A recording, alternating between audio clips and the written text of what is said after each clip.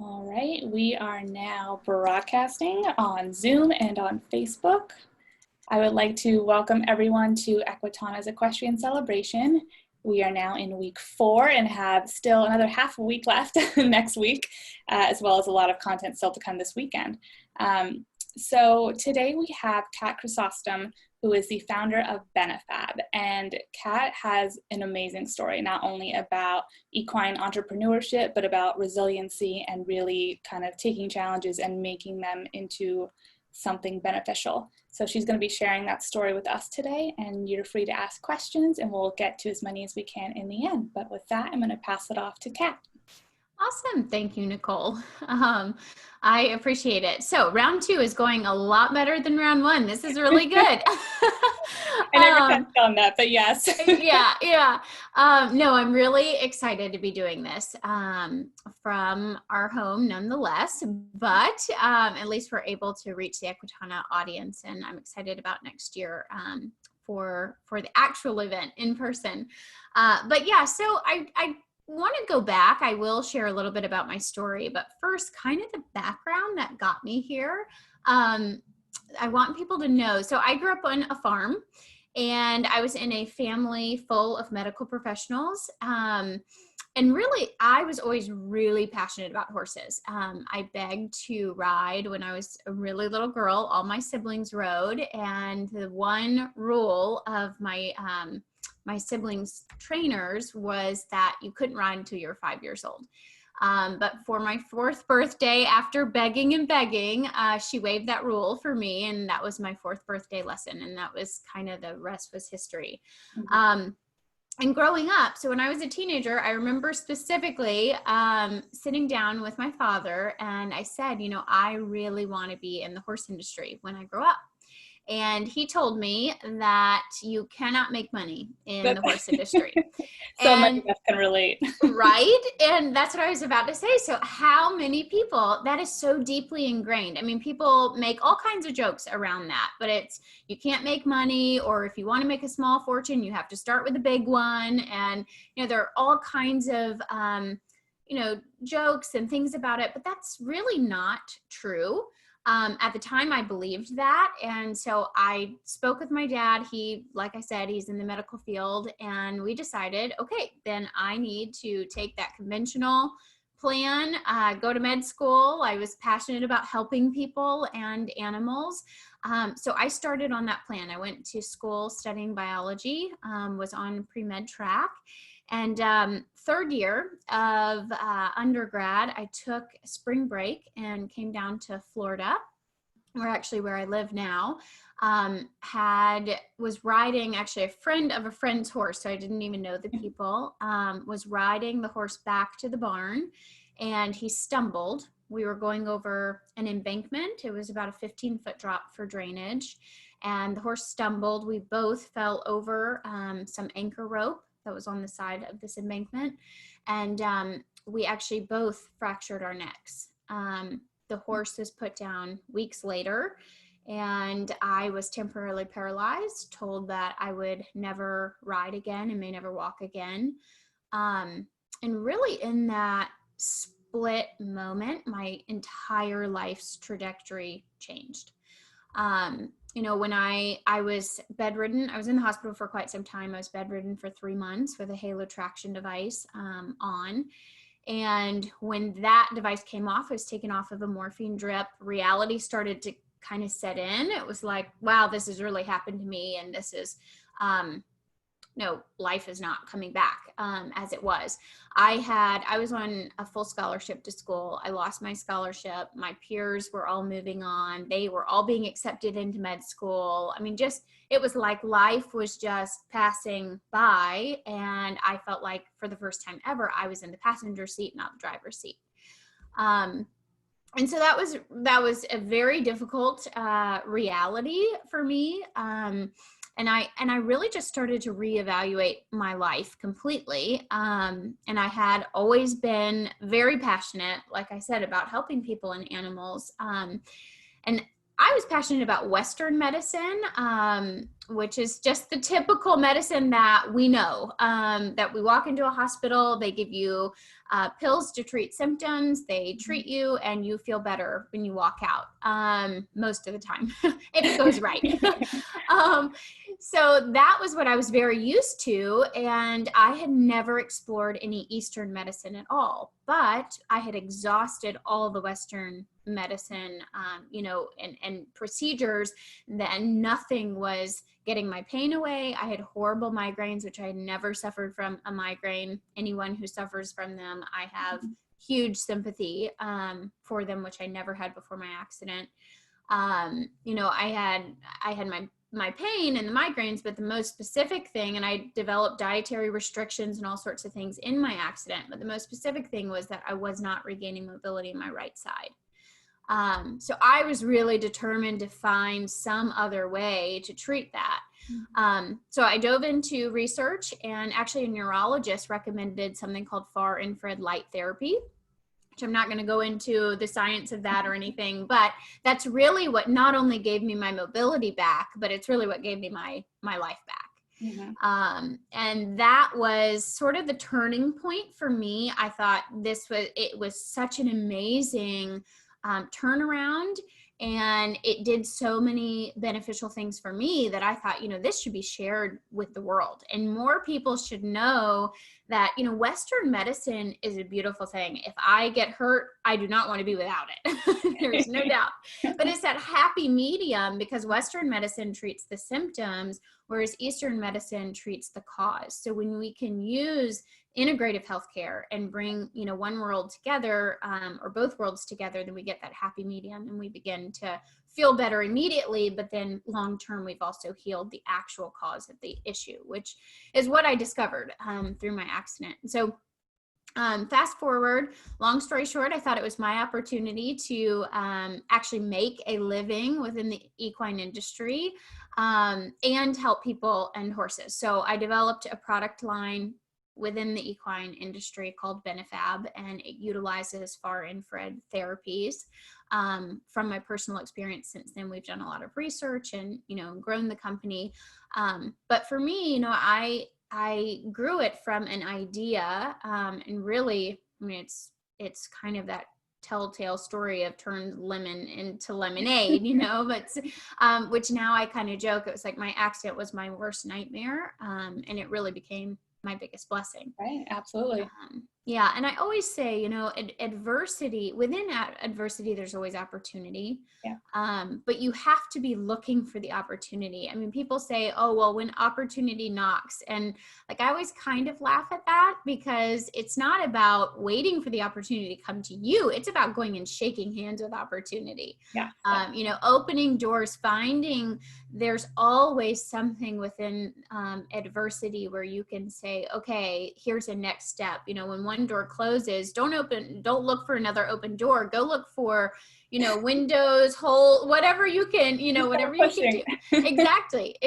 Keep looking, keep pushing. And so many people are set back from failures and adversity. So I know there are people watching this now, people who are going to watch the replay, that have an idea that's a great idea.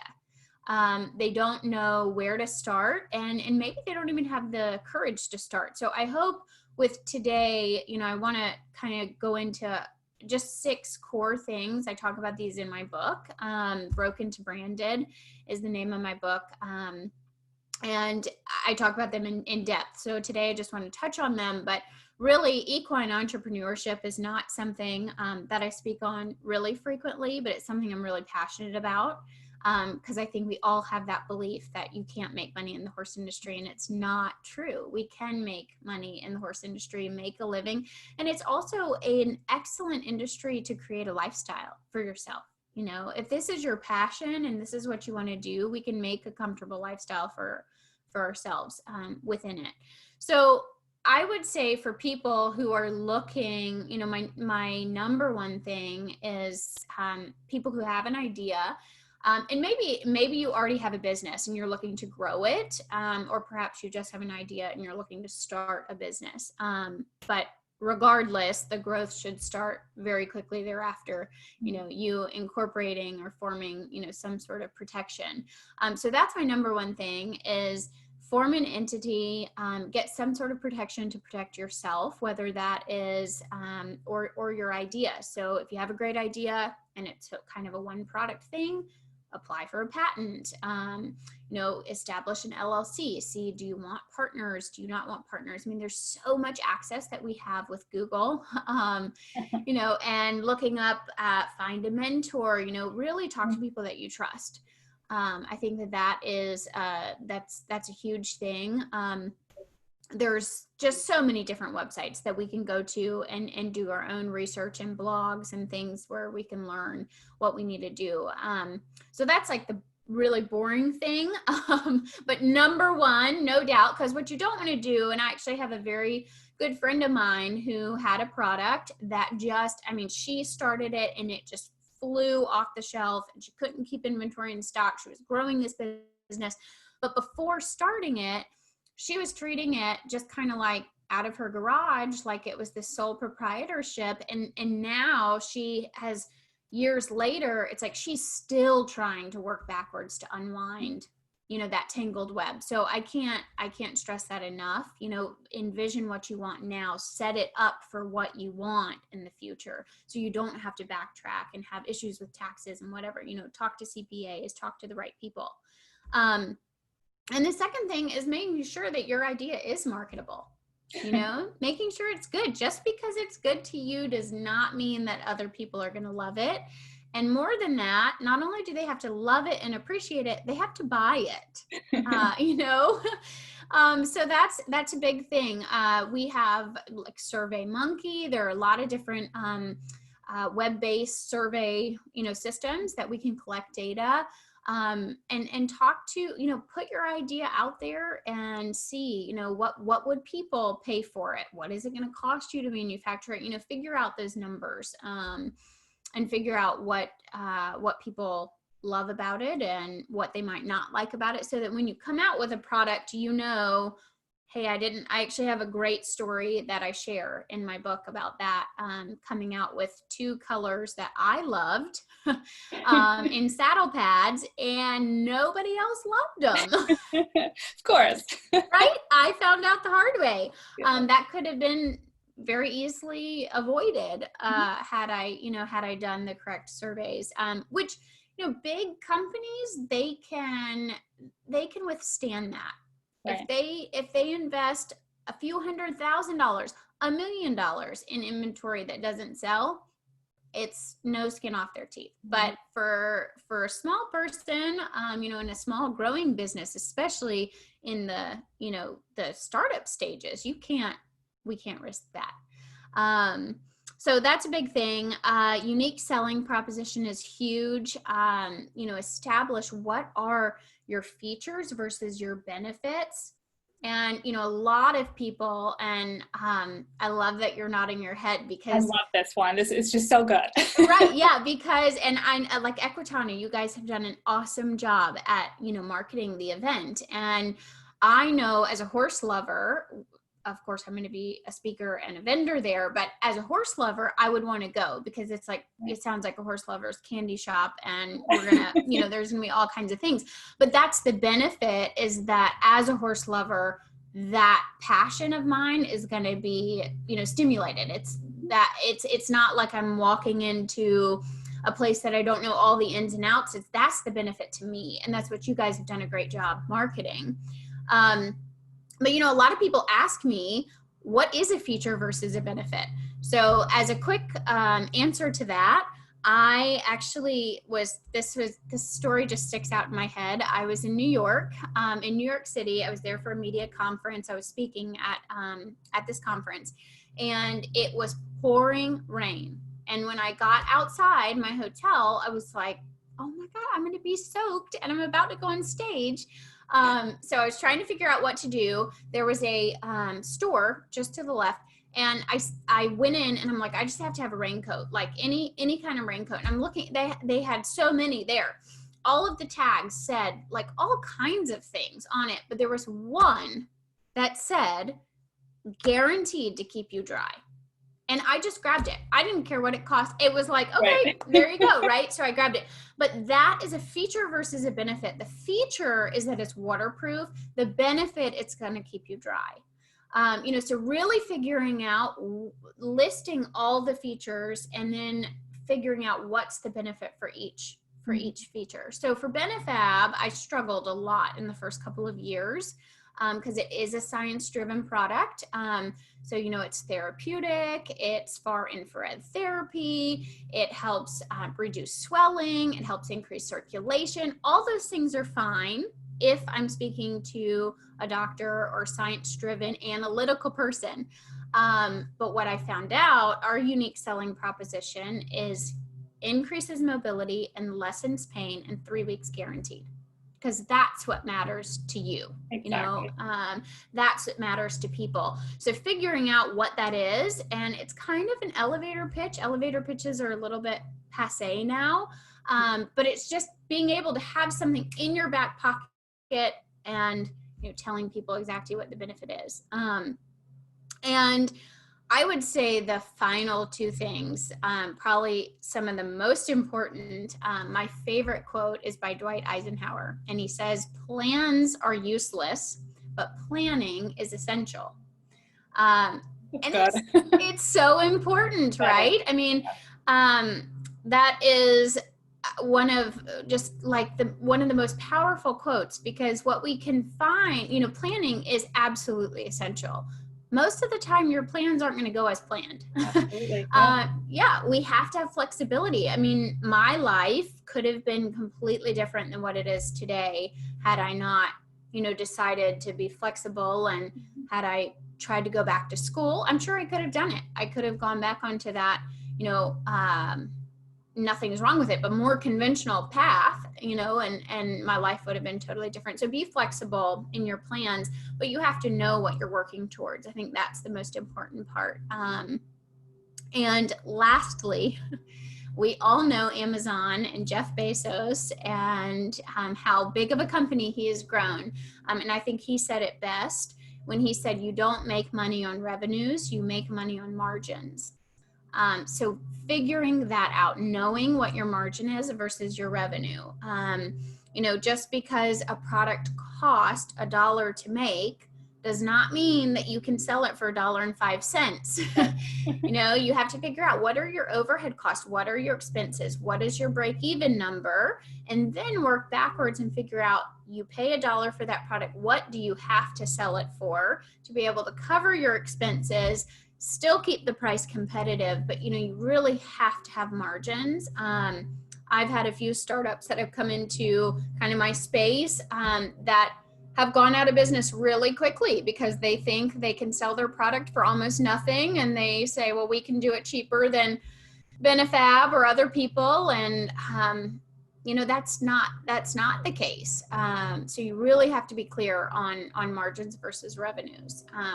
They stress that on Shark Tank so much. Yes, exactly. Yeah. And it's really important. And once people think, oh, well, it's robbery because they're buying it for $1 and they're selling it for $1 or $2 or even $3. Well, it's not.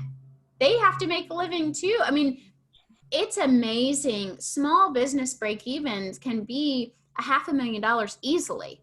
I mean, even if you just have 2-3 employees, I mean, they can go up millions of dollars. So it's very important that you get clear on those numbers and those margins. But most importantly, I would say, no matter what, wherever you are in your journey right now, is just start. Good is good enough. Whether you're looking to grow your company, whether you're looking to create, a company out of your idea, whatever it is, just know that good is good enough and start. You're going to learn a ton along the way. But I know I'm rooting for everyone who's watching, and I just think it's so important to know and be confident, in what you want, and really believe in yourself. And it may not work out. And that's okay. If it doesn't, be flexible. And, I would much rather live knowing that I tried than to know what if. 100%. Yeah. So I think that's the most important. You bring up a lot of good points here, and one of them, I think you touched on it briefly, but is about finding a mentor. And how do you make that connection? Because I feel like a lot of people are intimidated to start something without having some kind of guidance, and that they also think, well, people don't want to mentor me. Like, what if I become their competitor? So how do you go about finding that person? Sure. It's a really good question. I mean, a mentor is someone that you really have to trust, and trust completely. And you have to know that they are really in it to help you.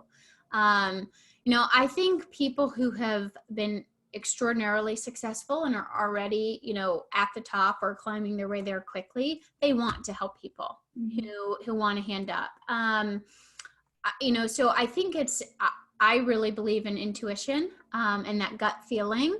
For me, meditation is a really important part of my day. I'm very connected with my intuition. And so that's a huge gauge for me. When I meet someone, I can say, I mean, sure, my intuition might not always serve me correctly, but I feel like your heart and your gut, brain are very accurate most of the time. So I would say to put yourself out there, in network, try to find people within your network, not necessarily yours specifically, but maybe your friends and family and other networks, kind of spread out. And if you can't find someone that you really trust, I wouldn't be opposed to having, especially when you're very first starting, have a good consultant and even pay someone a little something, a retainer, just to kind of get that leg up, in the industry.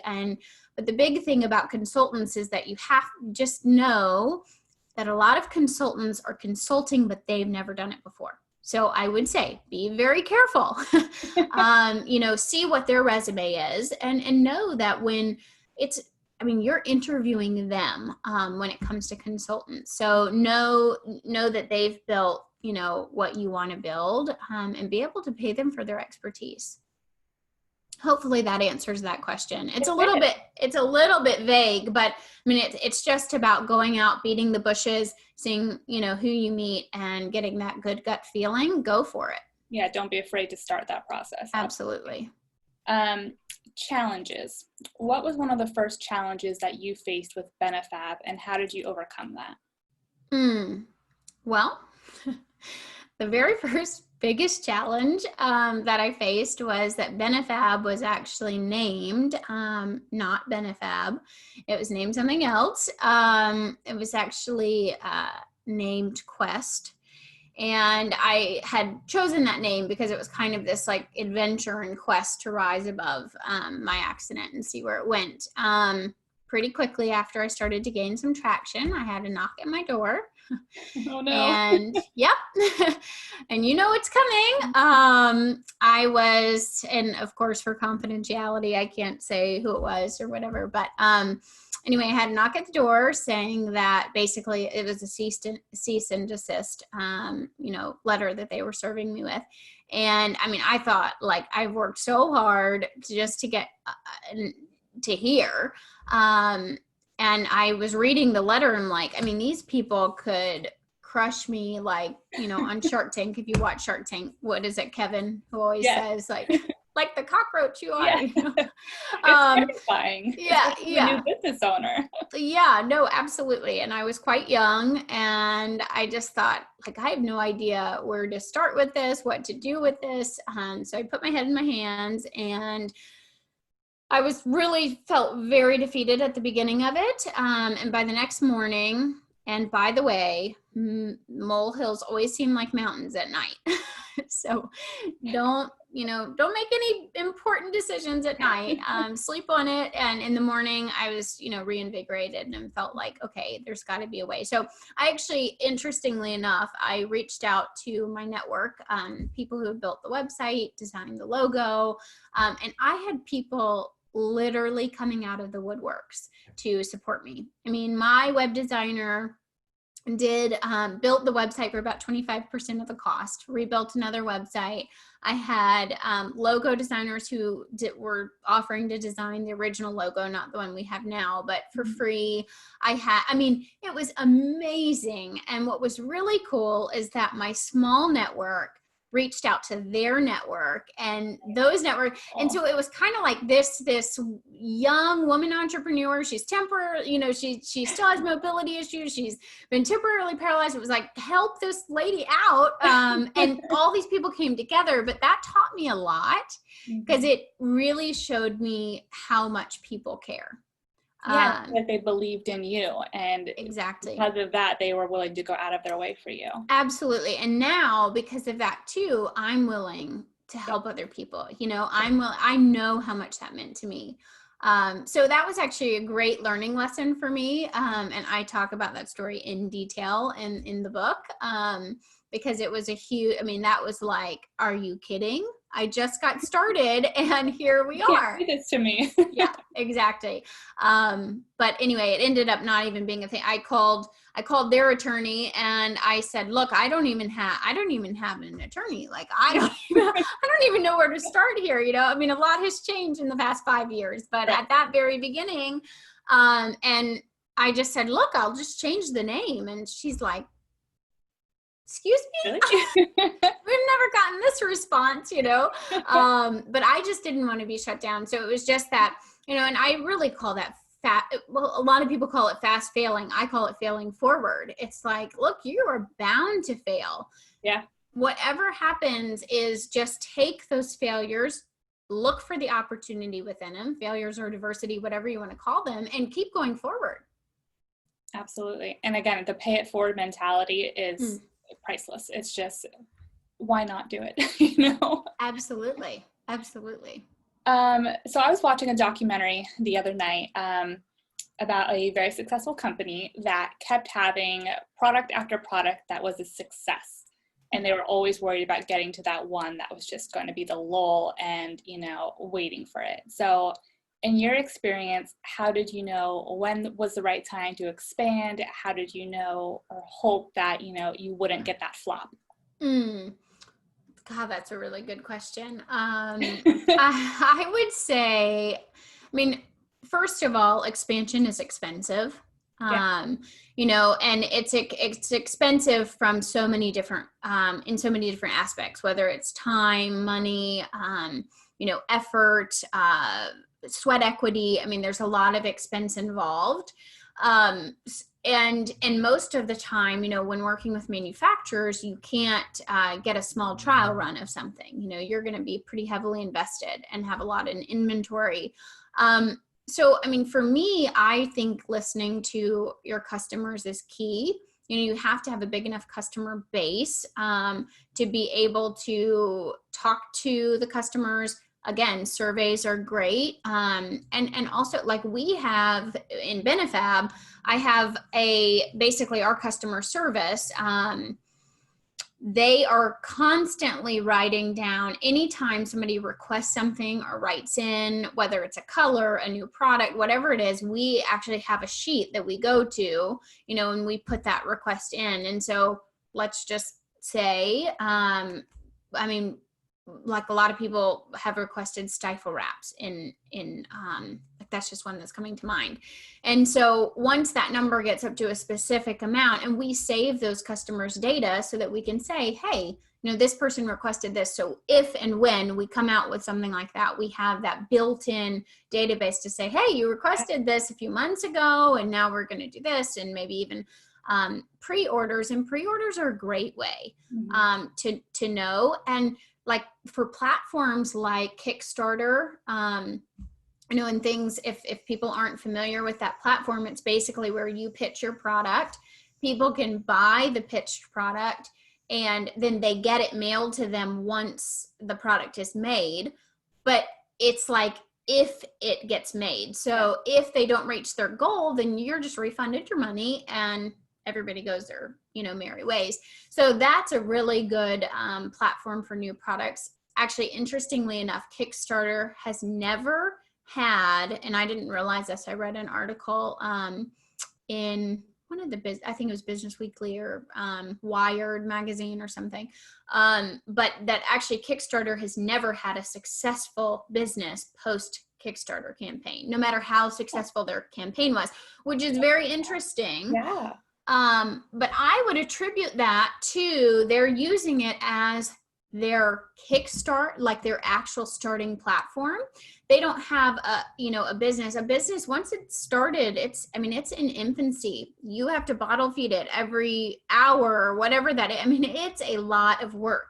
But once you get the base and you get going, I would recommend using something like that kind of platform for expansion, not necessarily for the kickstart part. That's a good point. Yeah, so that's what I would recommend. Pre-orders is a great way to do it if you don't have a lot of money up front. I mean, obviously, if you have a lot of cash on hand and you can take, the worst case scenario, that's how I always make decisions. I look at the worst case scenario. If I can easily live with that, I do it. So it just depends, what your situation is. But I would say utilizing those kind of platforms would be a great way to do that for someone in a not so, excellent cash position. Right. And you also touched on a really good point that I think a lot of people forget about working with smaller businesses is that you listen to your customers. Right. That's something I think people think, Pepsi Cola came out with this and I really despise it, but they're not going to listen to my feedback. But if you reach out to a small business, and I think especially in the equestrian space, people are always looking for feedback and they're so passionate and they listen. So that's the fact that you just said that is, I think, speaks worlds of the company. Yeah, absolutely. And, people forget that customers are all you have. Yes. Without your customers, you don't have a business. And I have seen other businesses talk, not badly, but the kind of joke about their customer suggesting something or saying something. At the end of the day, that is all you have. Exactly. And the customer is always right. And sometimes it's unfortunate, but it's like you really have to learn to cater to that person. They are all you have. Without them, you do not have a business. So, really accepting that, I think, is a very important part of growing a successful small business. So I'm going to touch on one personal aspect you mentioned, and then we'll probably wrap up here. You mentioned after your accident that basically the world was moving on without you and you were kind of just stuck. God forbid this happened to somebody else, but if someone's in that situation, are there any tips you can recommend to how they can speak to people to be like, hey, I'm kind of floating here, how can you support me a little bit more? Yeah, absolutely. So I talked to, for me, I was physically paralyzed. I talked to so many people, and so many people reach out to me that are paralyzed in their mind. And both are equally debilitating. Because when you're stuck, you really don't, it's very easy to not see a way out. And you begin almost digging yourself deeper and deeper into that hole. So I mentioned that quote from Dwight Eisenhower, that's one of my favorite quotes, but probably my favorite quote of all time is what Winston Churchill said. He said, when you're going through hell, keep going. And there is light at the end of the tunnel. It is so important to put one foot in front of the other. And, and I mean that literally and figuratively. Go for walks, get out into nature, immerse yourself in a natural environment, just keep moving forward. And even if you can encourage yourself to do one thing a day, one action step, measurable action step, if you can, and a lot of people say take massive action and, do big things. When you're in that stuck mindset, it's too much. It's too overwhelming. So even if you can make one phone call a day, or, just do one small, whatever it is, one email, one phone call. And the other thing that I would really recommend, certainly seeking help, especially if you feel depressed, of course, seeking other people to talk to you, but really making sure that those people, if you choose to just talk to friends, and family, making sure that they're positive. You're surrounding yourself with positivity. You are a combination of the top 5 people you hang out with. And if you good quotes here, Kat, it's killing me. Yeah. I love it. Oh, that's so good. Yeah, I mean, if you look at the top 5 people, and look, I am a very private person. I say that, and I just pretty much laid out my life story. But about my personal life, it's interesting how we can kind of like segregate that. I'm a very private person, but I still, I couldn't even tell you if I don't think I have 5 people that I hang out with a lot, but I certainly have 3. And when I look at those people, they're all very positive. They are all very successful, and they are encouraging. So that's huge. Make sure that you're surrounding yourself with positive people. And last, but certainly not least, I would say that it's probably the most important, is figure out what is your self mantra or self affirmation.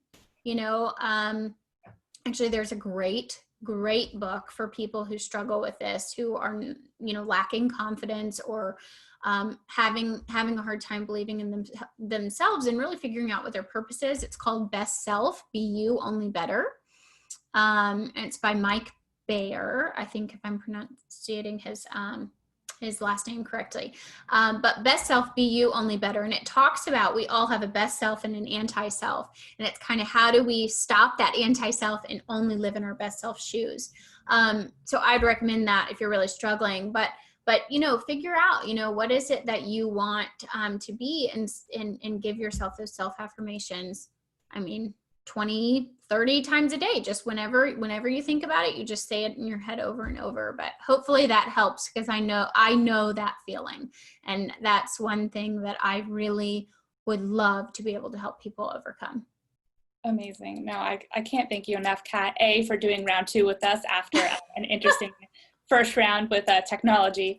But your story, again, is really amazing. And I do like the fact, I know you're saying that you kind of keep your private life in one little compartment and whatnot, but that you're willing to share that story with us and try and help other people is amazing. So lastly, if people want to reach out to you, what is the best way they can connect with you? Yeah, so I would encourage them to go to benefabproducts.com, and it's Benefab, BENEFAB, so it stands for Beneficial Fabrics. Benefab Products with an S.com, and there's a contact page on there. You guys can write to me. I also do speaking engagements. That's my name, katchrysostom.com. They can go to my personal website. But if you want to check out the product line, or we have awesome blogs. We even have some self-help blogs on Benefab. So go there and you guys can reach out. And if it's something specific for me, just say, this is for Kat specifically, and my team will forward it along to me. Amazing. Otherwise, we are so excited to have you join us next year at Equitana USA, October 1st through 3rd at the Kentucky Horse Park. I cannot wait to meet you in person myself, and I know everyone else is really excited as well. So we'll see you then. Yes, I can't wait. Thank you so much, Nicole. I appreciate it. Of course. Thank you, Kat. Have a good one. Thanks. You too.